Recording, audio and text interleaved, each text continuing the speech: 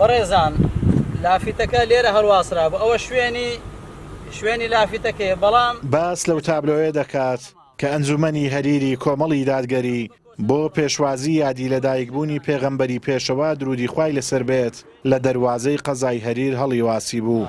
لە درانگی شەوە لێکراینەوە. تابلۆکە 24 کاتژمێر بەسەر هەڵواسینی تێنەپەڕیوە کە دەستێکی نادیار و تێکدەر لای بردووە.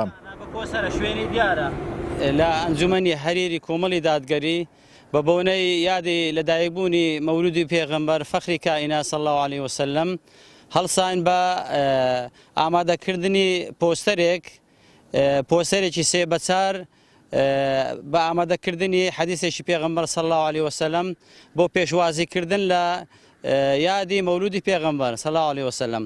بەڵام 24 کاتژمێر بەسەری تێنەپەڕی دەستێکی ڕەش لە شەوێکی ڕەش و تاریکدا بە کۆسەرە هەڵسان لافیتەکەیان لا بردوونیان هێشت. مامۆستایەکی ئاینی دەڵێت وەستانەوە دژی فەرموودەی پێغەمبەر و دڕاندنی و ڕێگەنەدان بە بڵاوکردنەوەی ماڵوێرانیە بۆیان لە قیامەتیش باجی قورس دەدەن. ئەگەر دەسەڵاتداران ئەو شتە بکەن ئەوە هەمان ئەو ئیشەیە کە کیسرا و پاشای ڕۆمەکان کە نامەی پێغەمبەریان لە بۆ چوو صلی الله علیه وسلم دەیاندڕاند و فڕیان دەدا ئەوە ئەگەر ڕازینە خۆیان وەکوان تەشبیه بکەن ئەوە خەتەرێکی زۆر گەورەی و ماڵوێرانیە بۆوان وەک چۆن تەخت و دەسەڵاتی ئەوان نەما ئەوەش بە زووی نامینی گەمەکردن و یاریکردن و سوکاتیکردن بە ناوی خوا بە ناوی پێغەمبەر صلی الله علیه وسلم یاخود بە پێغەمبەر صلی الله علیه وسلم بە ئاەتی قورئان بە یەک لە پیرۆزی و ثەوابەتی ئیسلام خوای گەورە فەرمی هیچ عوزران مەینۆ لە ڕۆژە قیامەتە ئەوە کافر بوونە.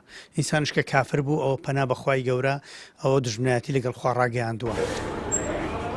هاوڵاتیەکی هەریر دەڵێت خەڵکی هەریر پێغەمبەر دۆستن و نیگەرانن لەوەی ئەو دەستەڕەشەوە هاکارێکی کردووە لە پێشوازی یادی لەدایکبوونی پێغەمبەر و درودی خوای لەسەر بێ. ئێمە وەکو مسلمان بەکارێکی ناشرینی دەزانین بەڕاستی وەکو خۆشمەکو هاوڵاتیان شارۆچکە هەریر بە ئێمە دیارە شتێکی ناخۆش بوو بەحەقەت پێ دڵتەنگ و دڵگران بووین. کۆمەڵی دادگەری کوردستان بە هەڵواسینی تابلۆ فلێکسی خەبارە گەورە و نووسینی فەرموودە لەسەری لە زۆربەی شار و شارۆچکەکانی کوردستان پێشوازی لە یادی لەدایکبوونی پێغەمبەر کرد درود و سەلامی خوای لەسەر بێ. بەڵام لە قەزای هەریری سەر بە پارێزگای هەولێر کەسانێکی نەناسراو بە شێوازێکی ترسنۆکانە و لە نیوە شەودا فلێکسەکانیان بە فەرموودەکانی شەوە لابرد. لە ئێستاشدا ئیدارە و کاربەدەستانی قەزاکە لە بەردەم بەرپرسیارەتی ئاشکراکردنی ئەو دەستەدان کە زاتی ئەوە دەکات فەرموودەی پێغەمبەر درودی خوای لەسەر بێت بدڕێنێت و لە خەڵکی بشارێتەوە. خۆشەویستترین کەس لای خوای گەورە بە سووترینیانە بۆ خەڵک. ئەمە ئەو فەرموودەیە بوو کە ئەنجومەنی هەریری کۆمەڵی دادگەری لە دەروازەی شار بە بۆنەی یادی لەدایکبوونی پێغەمبەر صلی الله علیه وسلم هەڵیان واسی بوو. بەڵام فلێکسەکە 24 کاتژمێری بەسەردا تێنەپەڕی و لەلایەن دەستێکی نادیارەوە بە کۆسەرە بە تەواویتی بردراوەتەوە و بردراوە.